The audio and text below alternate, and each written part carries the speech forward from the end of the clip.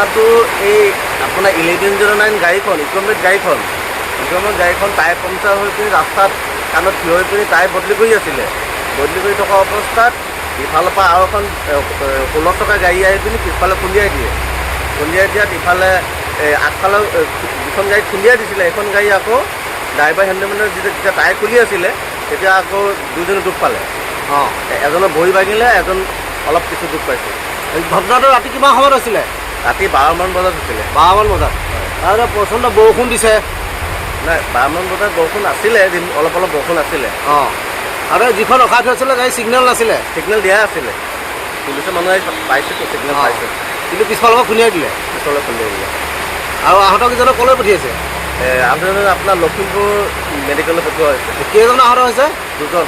Driver হেণ্ডমেন দুজনে আহত হৈছে। ৰখাই থোৱা গাড়ীখনক? ৰখাই থোৱা গাড়ী মানে টায়াৰ খুলি থকা অৱস্থাত খুন্দিয়াই দিলে, তেখেতক দুখ পাই গ'ল, এজনৰ ভৰি ভাগিলে।